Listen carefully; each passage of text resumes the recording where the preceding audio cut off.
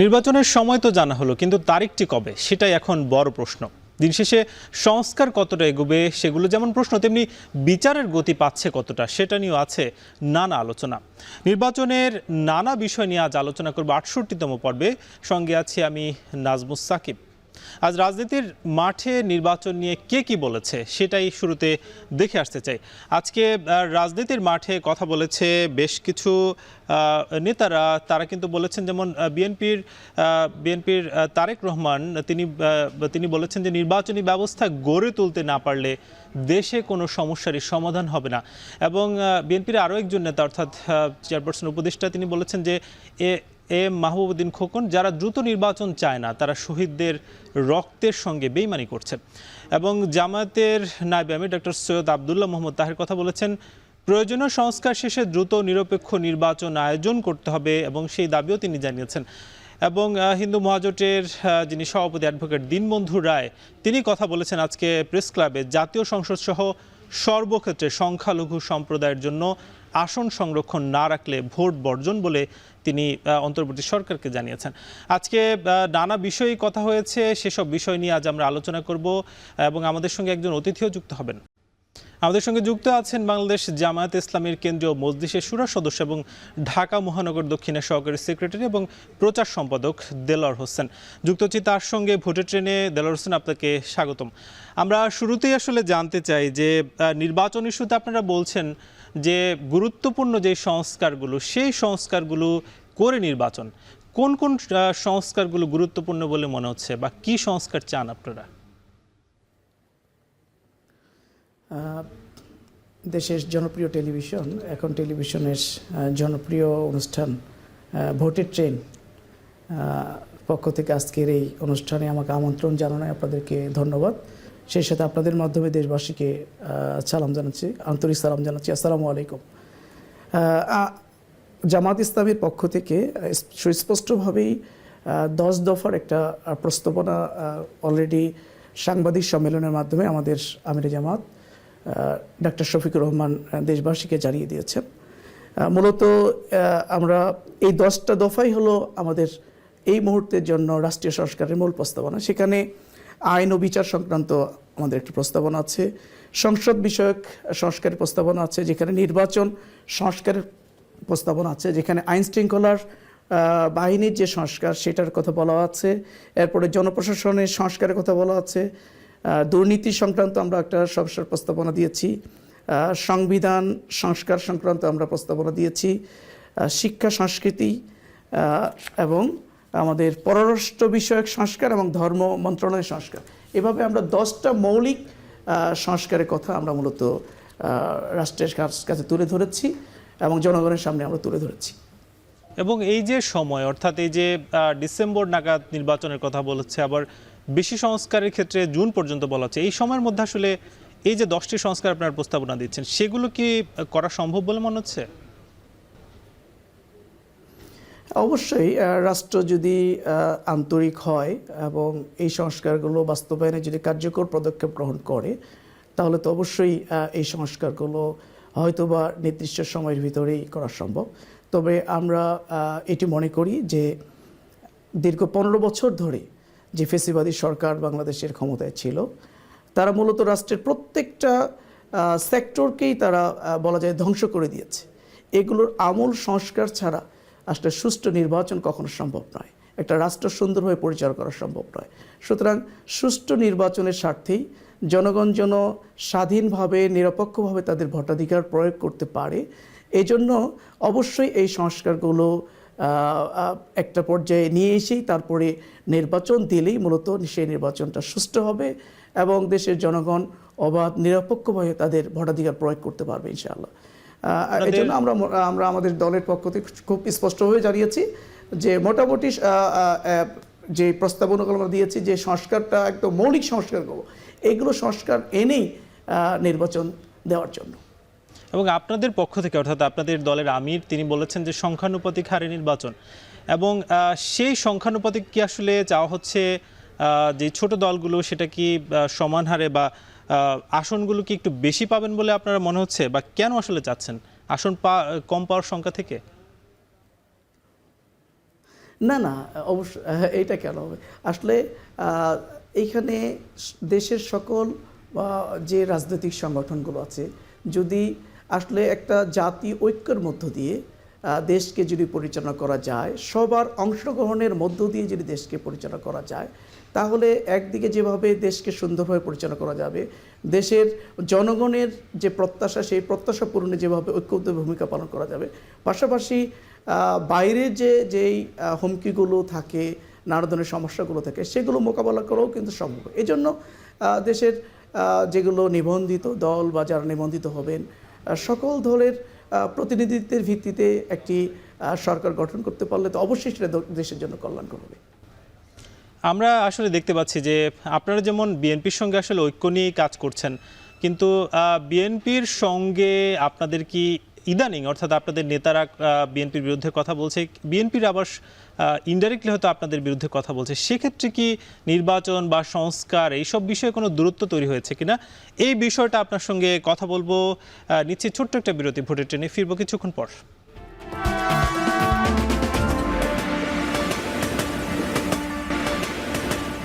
আবার স্বাগত ভোটের ট্রেনে। যুক্ত আছেন আমাদের সঙ্গে বাংলাদেশ জামায়াত ইসলামের কেন্দ্রীয় মজলিস শুরা সদস্য এবং ঢাকা মহানগরী দক্ষিণের সহকারী সেক্রেটারি প্রচার সম্পাদক দেলার হোসেন।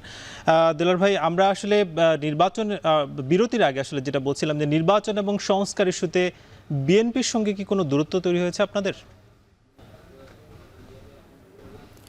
না, আমি মনে করি না যে বিএনপির সাথে আমাদের খুব বেশি দূরত্ব তৈরি হয়েছে।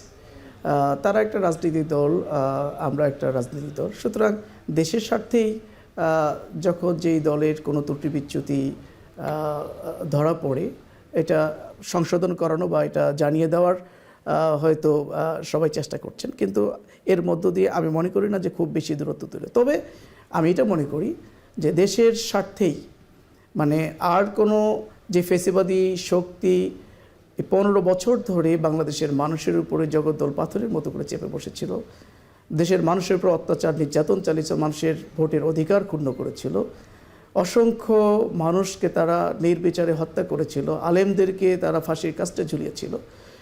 দীর্ঘ 15 বছর লড়াই সংগ্রামের পরে ছাত্র জনতার নেতৃত্বে যে অভ্যুত্থান হলো, এই অভ্যুত্থানের পরবর্তী সময়ে আমরা দেখেছি এই ফেসিবাদী শক্তি, যদিও তাদের প্রধান ফেসিবাদী শক্তির যে মূল নেতা কারিগর শেখ হাসিনা, তিনি পালিয়ে গেছেন, সেখান থেকে কিন্তু তিনি কিন্তু ষড়যন্ত্র তার কিন্তু থেমে যায়নি। তিনি নানাভাবেই বিভিন্ন আন্দোলন তৈরি করে দেশে একটা অস্থিতিশীল তৈরি করে আবার বাংলাদেশে ফিরে আসার তিনি চেষ্টা করছেন। এই অবস্থায় আমি মনে করি নিজেদের মধ্যে এই ধরনের মানে কথোপকথন বা একে অপরকে দোষারোপের রাজনীতি ছেড়ে দিয়ে এর ঊর্ধ্বে উঠে আমরা যদি ঐক্যের বন্ধনে আবদ্ধ হয়ে এই মুহূর্তে দেশকে গড়ার কাজে যদি আমরা এগিয়ে যেতে পারি, জনগণের কল্যাণে যদি আমরা কাজ করতে পারি, এটাই হবে সবচেয়ে বেটার পদ্ধতি। কারণ এখন আমরা একে অপরকে দোষারোপ করে নিজেদের মধ্যে দূরত্ব তৈরি করে, এটা আসলে মূলত ফেসিবাদকেই উস্কে দেওয়া হয় বা তাদেরকে আবার আসার একটা সুযোগ করে দেয়। এই জন্য এই বর্তমান সময়ে আমাদের সকল রাজনীতি দলগুলোকে নিজেদের মধ্যে ভেদাভেদ ভুলে গিয়ে ঐক্যের বন্ধনে আবদ্ধ হয়ে দেশকে এগিয়ে নেওয়ার জন্য দরকার।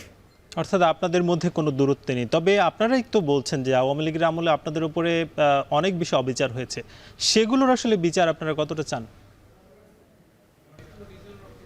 অবশ্যই শুধু আমরা না, আমরা শুধুমাত্র জামাত ইসলামের উপরে যে অবিচার হয়েছে, যে জুলুম হয়েছে, যে নির্যাতন হয়েছে, আমাদের শীর্ষ নেতৃবৃন্দকে যেভাবে তারা মিথ্যা মামলায় অভিযুক্ত করে আদালতের ঘাড়ে বন্দুক রেখে তারা যেভাবে রায় নিয়ে তাদেরকে ফাঁসির কাস্টে ঝুলিয়েছে, অবশ্যই আমরা তো আমাদের দলীয়ভাবে প্রত্যেকটি ঘটনার বিচার তো আমরা চাই। শুধু আমাদের দলীয় না, বাংলাদেশের সকল জনগণ যারাই নির্যাতিত হয়েছেন, যারাই জুলুমের শিকার হয়েছেন, যারা হত্যার শিকার হয়েছে, যারা গুমের শিকার হয়েছে, প্রত্যেকটা নাগরিকের এই বিচার পাওয়ার অধিকার রয়েছে।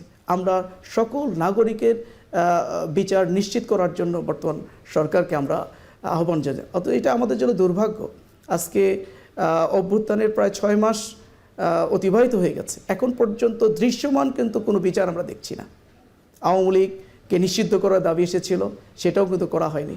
এই যে আওয়ামী লীগের গত 15 বছরের যে দুঃশাসনের যে মামলাগুলো, অভ্যুত্থানের পরবর্তী সময়ে যে মামলাগুলো করেছেন যারা ভুক্তভোগীরা, এখন পর্যন্ত দৃশ্যমান কোনো অগ্রগতি কিন্তু আমরা দেখিনি। এটা দুর্ভাগ্য আমাদের জন্য। এজন্য আমরা সরকারের কাছে আবেদন করব, অনুরোধ করব যে যত দ্রুত সম্ভব যে আওয়ামী লীগের সুস্পষ্ট একটা বিচার বাংলাদেশের মাটিতে হতেই হবে। অর্থাৎ আপনারা বিচার চান। দেলোয়ার হোসেন, আপনি আমাদের সঙ্গে যুক্ত থাকবেন। দেলোয়ার হোসেন, আবারও ফিরলাম। আমরা একটু জানতে চাই যে ঠিক ৫ই আগস্টের আগে আগে আপনারা কিন্তু নিষিদ্ধ হয়েছিলেন, তো এখন আওয়ামী লীগের আসলে এই যে জুলাই আগস্টের যে হত্যাকাণ্ড এবং নানা ইস্যু নিয়ে, সেক্ষেত্রে কি আওয়ামী লীগকে আপনারা নিষিদ্ধ চান কিনা সেই বিষয়টা একটু জান। আসলে আমাদেরকে ৫ই আগস্টের আগে মূলত তারা আমাদেরকে খুব অবৈধভাবেই ফেসিবাদী কায়দায় তারা আমাদেরকে নিষিদ্ধ করেছিল এবং ৫ই আগস্টের পরবর্তী সময়ে এদেশের জনগণ এটা বুঝিয়ে দিয়েছে যে এই নিষেধাজ্ঞাটা যদি অবৈধ ছিল।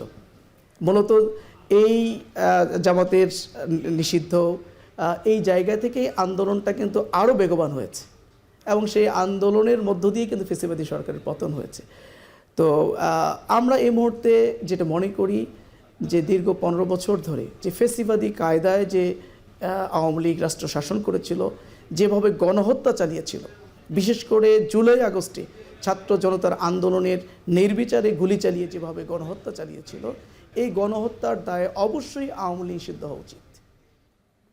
এবং এই যে নিষিদ্ধ যেমন চাচ্ছেন, পাশাপাশি বলা হচ্ছে যদি নিষিদ্ধ না হয় সেক্ষেত্রে এই যে আগামী নির্বাচন, সেই নির্বাচনে তাদের অংশগ্রহণ কতটা চান? আমরা মনে করি যে আওয়ামী লীগ এই মুহূর্তে এখনও শহীদদের রক্তের দাগ শুকিয়ে যায় নাই, এখনও আহতরা হাসপাতালে বেডে কাতরাচ্ছেন, এখনও শহীদদের স্বজনরা তারা আহাজির করছে তাদের স্বজনদের জন্য। এরকম একটি অবস্থায় কিভাবে সম্ভব যারা গণহত্যাকারী, যারা অসংখ্য প্রায় ১৫০০ মানুষের জীবন কেড়ে নিল, এই অবস্থায় কিভাবে তারা আবার নির্বাচন টেনে ফিরে আসতে চায়? এটা জনগণ, এদেশের মানুষ কখনোই এটাকে মেনে নেবে না, এটা সম্ভব না। সেক্ষেত্রে এই যে একটা বিষয় আসলে বারবারই আসে যে আপনি বলছিলেন যে জুলাই আগস্টের যে বিচার, সেই বিচার আসলে তেমন মানে এগোতে দেখছেন না। তো সেক্ষেত্রে আপনাদের দলের তরফ থেকে সরকারের সঙ্গে কোনো যোগাযোগ হয়েছে কিনা, কিংবা সেই বিচার কি আপনারা এই নির্বাচনের আগে আগে চান নাকি কন্টিনিউয়াসলি যে প্রসেস সেটা অনুযায়ী চান? অবশ্যই এই বিচারের দাবিতে আমাদের প্রতিনিধি দল সরকারের সাথে কথা বলেছে। আমরা প্রতিনিয়তই আমাদের বিবৃতি, আমাদের সভা সমাবেশের মধ্য দিয়ে আমরা দাবি জানাচ্ছি। জনগণের দাবি এটি, শুধু আমাদের দাবি না, এটা জনগণের দাবি, আপামর জনগণের দাবি, ছাত্র জনতার দাবি এটা, যে বিচার হতে হবে। তো নির্বাচনের আগ মুহূর্তে অবশ্যই এদেশের ছাত্র জনতা দৃশ্যমান বিচার চায়। এই দৃশ্যমান বিচার ছাড়াই একটা নির্বাচন হয়ে গেলে এটা ছাত্র জনতার কাছে প্রশ্নবিদ্ধ হবে যে আসলে এত বড় একটা ঘটনা ঘটলো, তার কোনো বিচার আসলোই না, বিচারই হলো না। তার আগেই আমরা যদি শুধু নির্বাচন বলি, আসলে দীর্ঘ ১৫ বছর তো এদেশের মানুষ নিঃসন্দেহে ভোটাধিকার থেকে বঞ্চিত হয়েছিল, দেশের মানুষ উদ্গ্রীব হয়ে আছে ভোটাধিকার প্রয়োগের জন্য। কিন্তু দীর্ঘ ১৫ বছর যেহেতু আমরা ভোটাধিকার প্রয়োগ করতে পারিনি, আমরা একটু অপেক্ষা করেছিলাম।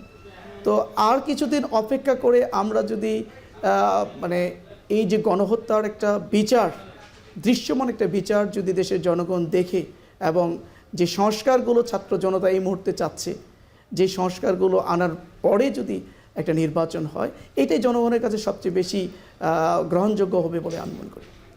একটা বিষয় একটু জানতে চাই, যেহেতু আপনি আপনাদেরই ছাত্র সংগঠন ইসলামী ছাত্র শিবিরের সভাপতি ছিলেন, তো সেক্ষেত্রে ছাত্রদের হাত ধরে আরেকটি রাজনৈতিক আসলে সংগঠন আসছে, যেটা বলা হচ্ছে যে এই ফেব্রুয়ারি মাসেই আসবে। সেই সংগঠনটাকে আপনারা কিভাবে দেখতে চান এবং সেটাকে আপনারা সাধুবাদ জানাবেন কিনা? অবশ্যই যে কোনো নতুন রাজনৈতিক দলকে তো আমরা ওয়েলকাম করবই। সবার অধিকার আছে, এদেশের সংবিধান, গঠনতন্ত্র রাজনৈতিক দল করার অধিকার তো দিয়েছে।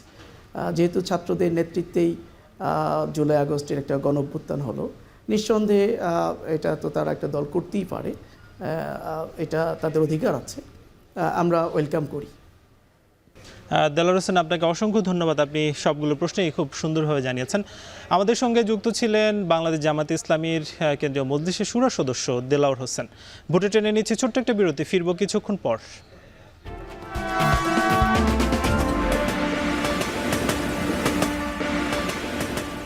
স্বাগত আরও একবার, আপনারা দেখছেন ভোটের ট্রেন। আমরা প্রতিদিনই বিভিন্ন আসন নিয়ে কথাবার্তা বলি।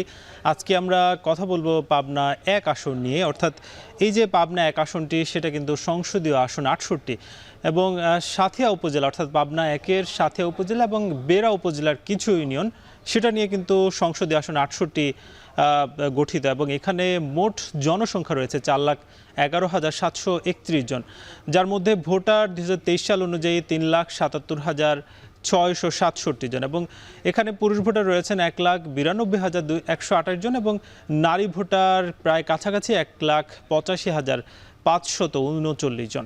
আজকে নানা বিষয়ে কথাবার্তা হয়েছে। আজকে আমাদের সঙ্গে যুক্ত ছিলেন জামায়াত ইসলামীর শুরা সদস্য দেলোয়ার হোসেন। আমরা তার মাধ্যমে আসলে জানছিলাম যে আগামী দিনের যেই নির্বাচন এবং ভোট, সেখানে কিন্তু তিনিও বলছিলেন যে একটি সুষ্ঠু এবং সুন্দর নির্বাচন চান, অর্থাৎ বিগত 3 নির্বাচন নিয়ে নানা ধরনের বিতর্ক যেগুলো ছিল সেগুলোর ঊর্ধ্বে উঠে যাতে অন্তর্বর্তী সরকার একটি সুন্দর নির্বাচন উপহার দিতে পারেন, সেই প্রত্যাশা কিন্তু জামায়াত ইসলামের পক্ষ থেকে বলা হয়েছে এবং ছাত্রদের আগামী দিনের যে নতুন সংগঠন আসবে সেই ব্যাপারেও তারা কিন্তু সাধুবাদ জানাচ্ছেন। ভোটের ট্রেনের আজকের পর্বে আমরা শেষ করছি। আগামীকাল নতুন কোনো বিষয়ে আলোচনা হবে। শুভরাত্রি।